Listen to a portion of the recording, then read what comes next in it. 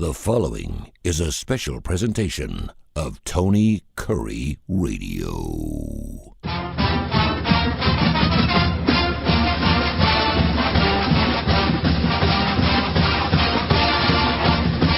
One of our most listened to podcasts every single week is called the UAB Director's Chair. It's because that Blazer Nation gets after it. And of course, you get the man Mark Ingram, who's the UAB Athletic Director himself, and we love having him on. We can get coaches on. We'll get Trent Dilfer on over the next couple of weeks, but I love getting the AD on because he overlooks the entire athletic department at UAB. And of course, he's been at Tennessee. He's been a man around the block a few times, so he knows what he's doing. He joins us right now. Mark, how are you doing, brother? Everything good? Yes, sir. I'm great. How are you this morning, Tony? Good. I wanted to mention, regardless of when you're hearing this particular podcast, I was up in Memphis to see the Grizzlies and the Cavs play.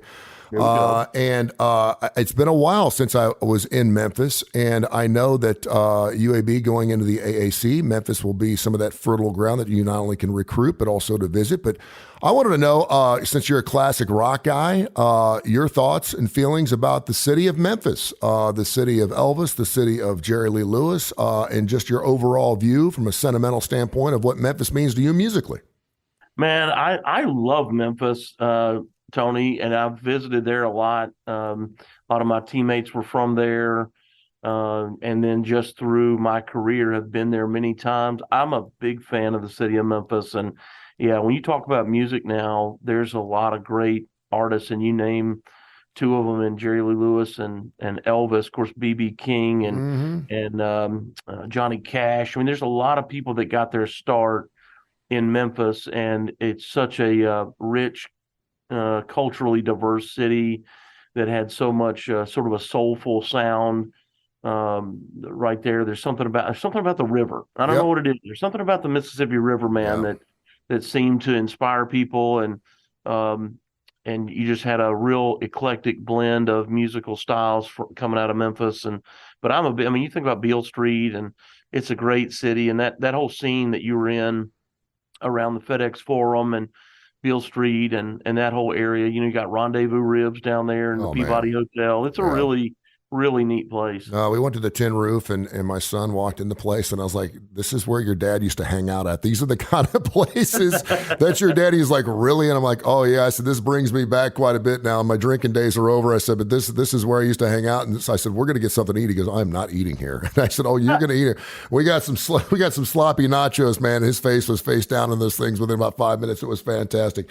Mark Ingram joins us here, the athletic director for the UAB Blazers. It's called the UAB Director's Chair, and we get it every single week. Wherever you get your podcast, we're on every major indice. So wherever you listen to your podcast, you can listen to the show. We'll talk some more NIL stuff because I know Mark Ingram loves talking about that. I did want to mention the NCAA Division I Council voted this week to eliminate the voluntary coach designation, increase the number of coaches allowed in baseball, softball, ice hockey, men's and women's basketball. We don't get a chance to talk about some of these other sports at UAB. We'll do that.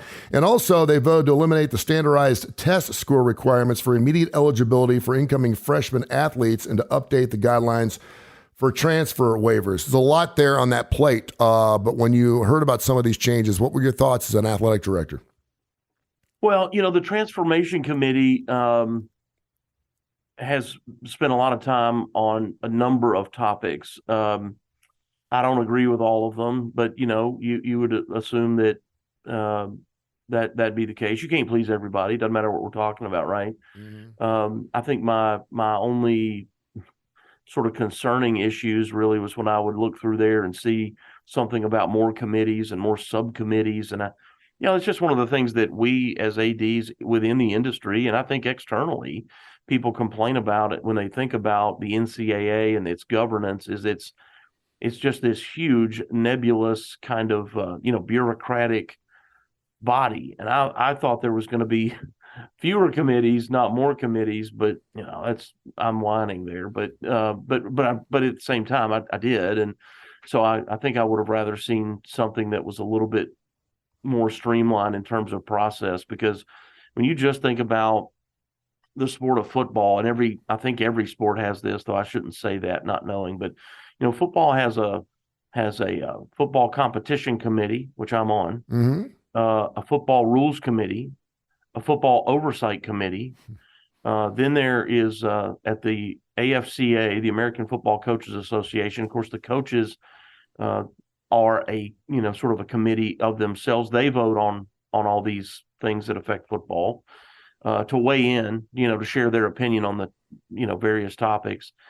And then all that stuff has to go through the D1 council. But if you just think about how many committees do we need, how many committees, and when you say, well, let's see if we can amend the rule, we really need to take a look at that rule.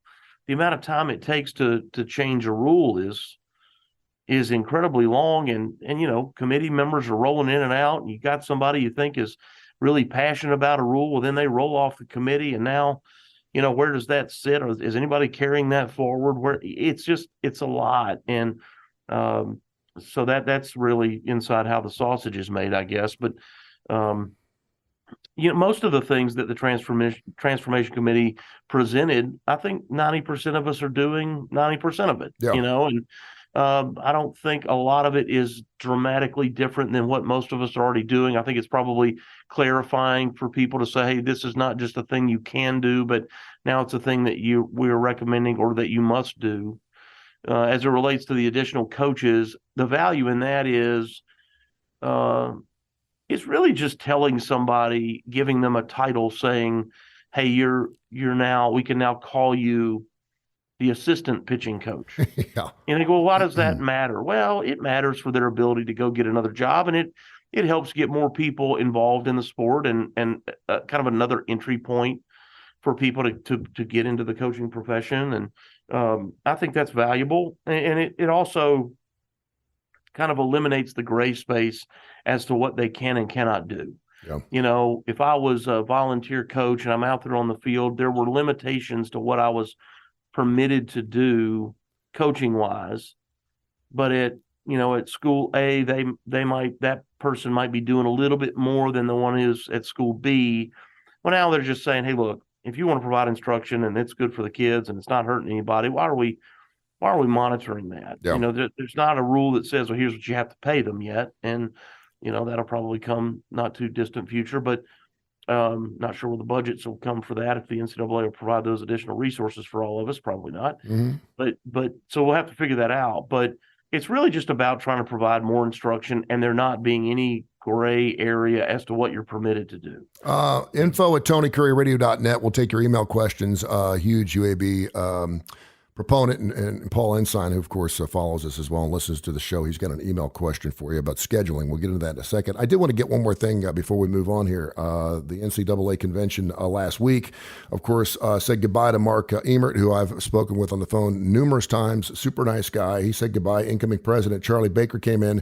But the Baylor president, Linda Livingstone, who is the chairwoman of the NCAA's Board of Governors, had something very interesting. She said, and this is in quotes here, as a collective enterprise, we are both thriving and threatened.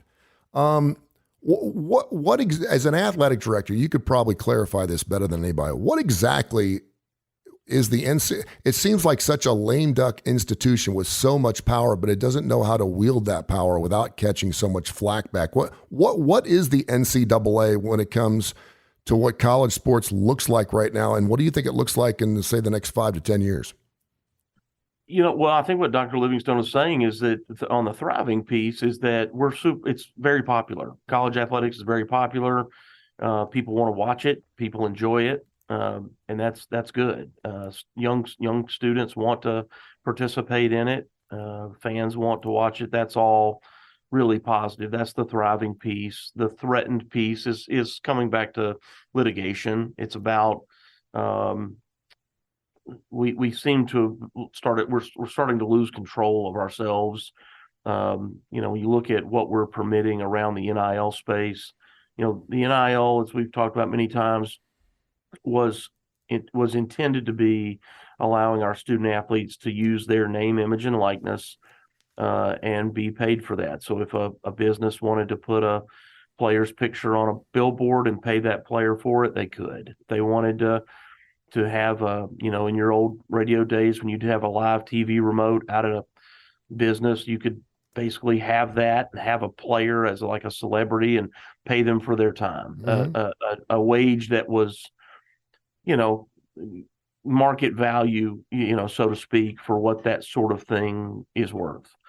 It did not take into account, though all of us in the industry knew that the rules would be twisted. Yeah. It's the folks in our governmental offices that in Congress that either refused to believe that or thought they knew better to say, I don't know, that wasn't going to happen. Well, it immediately happened in the form of what we are all calling collectives. Well, collectives don't do business. Yeah. They're not a business. Mm-mm. So Tony, if you're a recruit and I'm a coach, or no, better yet, you're a recruit and I'm a donor. I'm a fan of whatever my school is. Mm-hmm. It is impermissible for me to just give you cash. Yeah. Hey, please go to my school. However, I can give that money to a collective, and the collective can give you that cash. Well, that's just absurd. And then what are you supposed to do? You've got to put out a tweet saying something about, I love so-and-so collective. Well, what business is the collective doing? Yeah. They're not doing any business. And so we have said, well, you can't pay for play is impermissible and recruiting inducements are impermissible, but we're doing it. Yeah. Everybody's doing it. And we're acting like it's somehow different or okay. And so, that's what I assume that Dr. Livingstone is referring to. The threatened part is we're trying to get a hold of that and protect our model, which is true amateurism. And then you've got people trying to make these students employees, which I think is an awful mistake. And for reasons we could spend a lot of time talking about. But, you want to be an employee? Okay, well, drop a pass on Saturday and get fired on Sunday. Remember, you're an employee.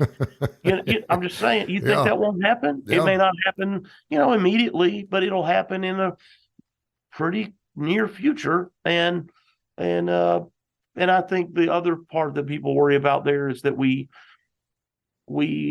love the Olympics. I love the purity of sport as it relates to the Olympics. I love watching those athletes who are, truly the very best in the world compete against each other and on a stage like that. And, college athletics, we are providing those athletes to the Olympics. The vast majority of those athletes came through college sports. We are training them before they get to the Olympic Training Center in most cases. If they all become employees, I don't know where Title IX stands. Yeah.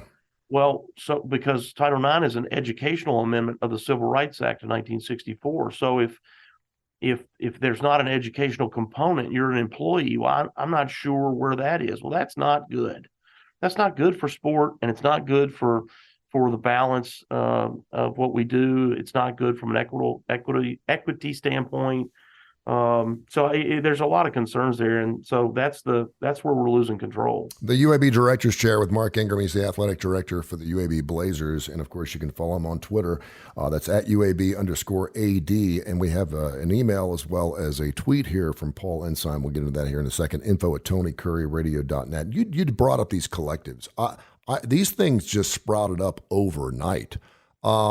And the story about Jaden Rashada, who is requesting a relief from his letter of intent, he basically had a 4-year, $13 million. These numbers are so stupid. A 4-year, $13 million deal with Gator Collective. And then they followed through. He's a 4-star kid out of Pittsburgh, and they followed through and said, we can't come through for you. So he's asking to get out of his letter of intent. Now he is threatening to sue the Gator Collective. You knew it was coming, right, Mark? I mean, you knew this is where we're going to be going. Sure. Explain to the people out there, and I finally figured it out, explain to people what these collective entities are, and also how were they created, and are there multiple ones for each individual university? I don't know if there's multiple ones for each individual university. I've not heard of that, though there could be. It sounds like a great business model. Yeah, I mean, I don't know. Look, I want to be competitive, and right now, we're trying to be, and we're doing all that we can for our student athletes, and we have a collective called Southside Solutions, and but a lot of people, I think, see stories like that, or they'll see a story. And I don't know anything about the situation at Florida beyond what we've all read, right? So I don't know what's really true and what's not true. And but you see these stories, and you see a player who's reportedly getting a big cash payment, and then the player loses their starting job and then they transfer. Well, how good does the person who wrote the check feel about having given a player all this money when the coach said, I got to have it, or I'm not going to get this player. I got to have it, or I'm not going to keep this player. He's going to transfer. She's going to transfer, whatever. I got to have this money. And then they get hurt, which happens at sports, or for whatever reason, they lose their starting position. Well, we had to have that money, and then they transfer. How good do you feel? And so then how do you feel about doing that a second time?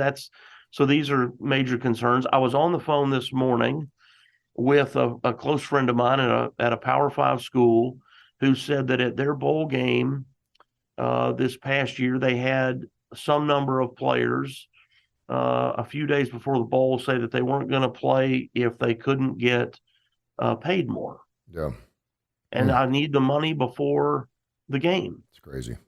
And so now they're all scrambling around. What do we do? And they find themselves trying to call boosters and get money into the collective that can be, I don't know, wired or whatever, to compensate the kid. And I'm just thinking, what is going on here? Yeah. What are we thinking? And well, you're offering 18-year-olds millions of dollars. Whatever it is, Yeah. I don't even know how much money, but I mean, if they said $20, it's really not. It's not that. It's the point is, it's not about how much money. It's.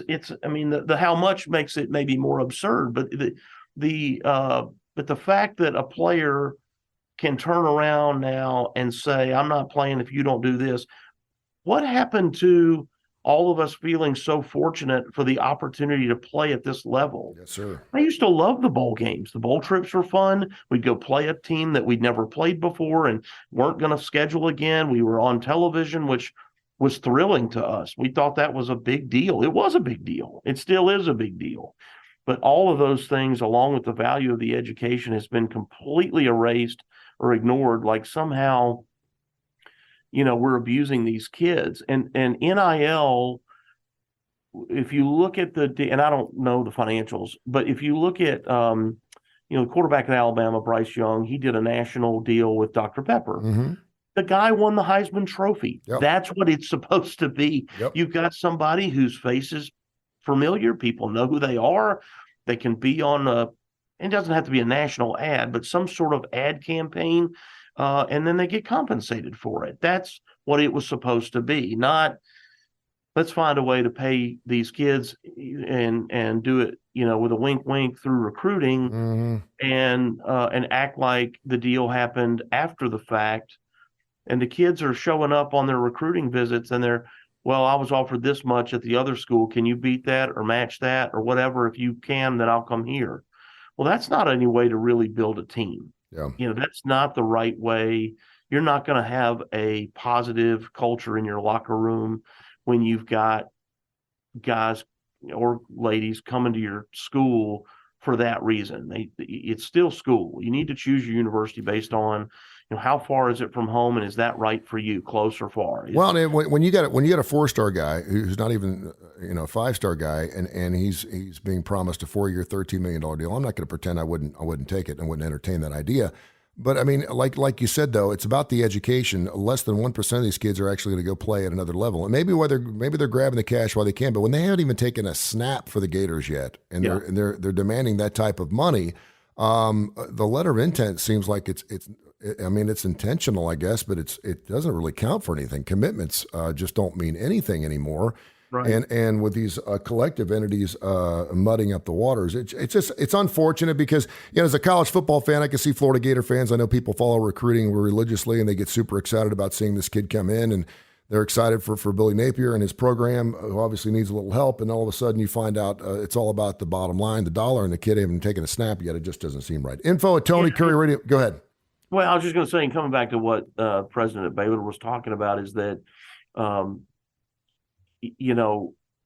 we are making rules based. There's 200,000 student athletes in college, 200,000. Yeah.